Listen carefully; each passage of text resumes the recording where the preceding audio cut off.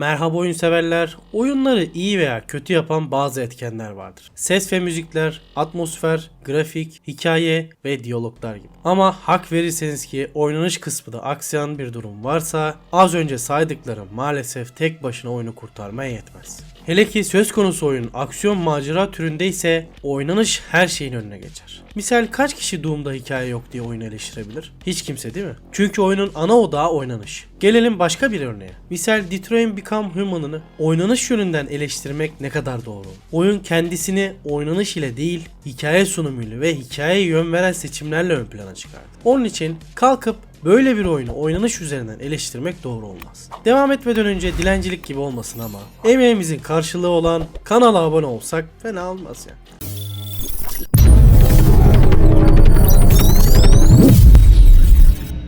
Peki gelelim sana Square Enix. Sen bu oyunun hangi özelliğiyle ön plana çıkardın kardeşim? Hikayesi mi? Müzikleri mi? Yoksa oynanışı mı? Gel oğlum gel, kızmayacağım ya. Adam gibi bir şey soruyorum sana. Marvel Avengers defterini kapattık, sakin ol. Hangisi? Oynanış değil mi? Aksiyon, macera filan 4 farklı karakter dedin. Farklı oynanış ile kaliteli saatler vaat ettin değil mi? Peki bu hikaye ve diyaloglar ne oğlum? Sen RPG oyunu yapmak istediğinde tutmaz deyip aksiyona mı döndün, ne yaptın? Hayır, kızdığım nokta şu. Senaryo ve hikayeyi öyle bir kasmışsın ki bu oyunu oynayan kişi ne oynadığını karıştırıyor. Bana göre bu oyun bu şekilde çıkmayacaktı. Bunu neden diyorum? Çünkü öylesine yapılmış bir oyun için bu kadar diyalog, bu kadar ara sahne yapılmazdı. Büyük bir ihtimal oyunun geliştiricisi olan Eidos Montreal bu oyunu çok daha büyük ölçekte yapmayı planlıyordu. En azından oyunun senaryosuna baktığımızda bunu söyleyebiliriz. Ama gel gör ki son anda birileri müdahale etmiş de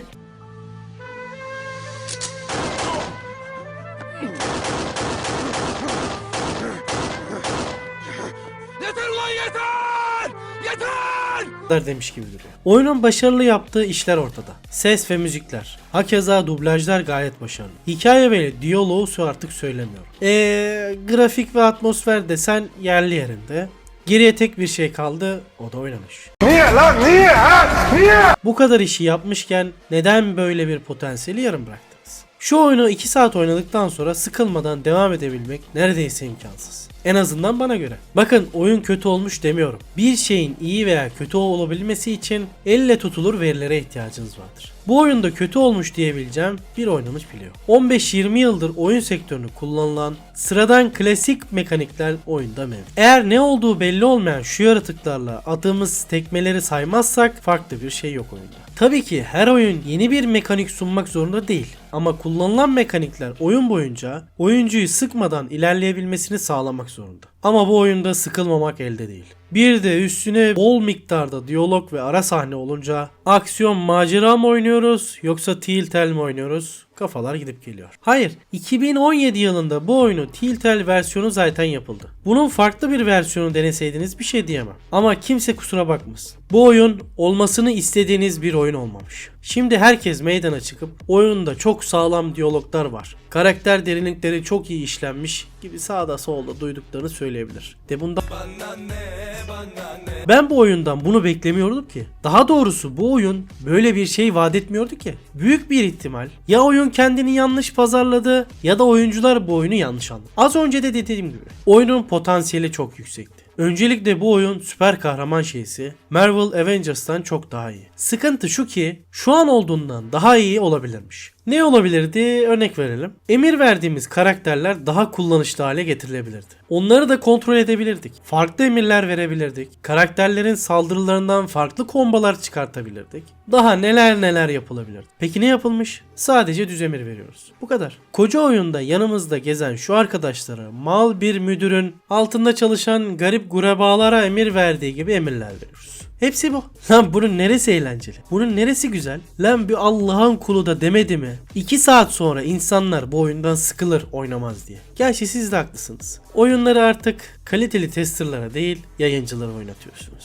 Onlar da diyaloglara bak, atmosfere bak deyip izlenmelerin peşine düşüyor. Olan oyunu geliştiren samimi insanlar oluyor. Yalnız şöyle bir sorun var. Bu durumdan sanırım bir tek ben şikayetçiyim. Metacritic'e bakıyorum, herkes beğenmiş. Steam yorumlarına bakıyorum, bayağı bir kişi beğenmiş. Reddit filan da fena değil. Ama gel gör ki benim eleştirdiğim oynanış kısmı çoğu insan görmezden gelmiş adeta. Hayır, benim anlamadığım konu şu. Böyle Böyle sığ bir oynanışa sahip olan oyunun bu kadar sevilmesi garip. Tabii ki oyunun güzel yaptığı işler var. Bunu az önce zaten söyledim. Özellikle müzik konusunda bayağı başarılı olmuş. Senaryo ve ara sahneler güzel. Demek ki bu oyun bana göre değilmiş. Ben buradan bunu çıkartırım. Ya da maalesef genel kitlenin oyunlara bakış açısı çok fazla değişmiş. O zaman çok da uzatmaya gerek yok. Guardians of the Galaxy anladığım kadarıyla genel kitlenin beğenisini kazanmayı başarmış bir oyun. Ha şunu da demeden geçmeyeyim. Genel kitleyi yönlendiren içerik üreticilerinin ve yayıncılarının oyunu bol miktarda poflaması göz ardı etmemek lazım.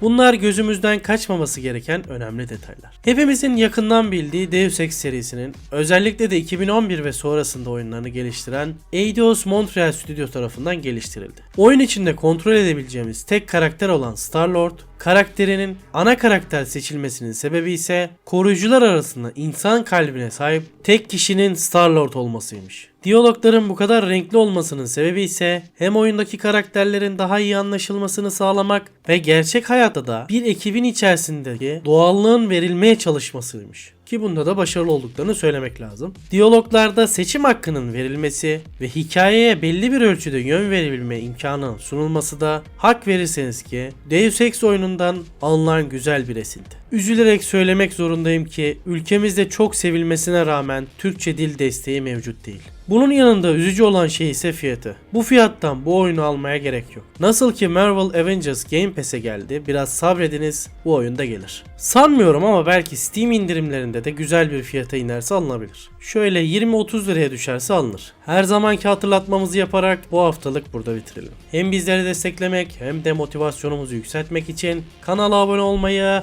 ve yorum yapmayı unutmayın. Discord sunucumuza da gelebilir, sohbetimize eşlik edebilirsiniz. Son olarak unutmayın ki oyunlar öznel bir nesnedir. Kişiden kişiye farklılık göstermesi de gayet doğal. Bir sonraki videoda görüşünceye kadar oyunla kalın.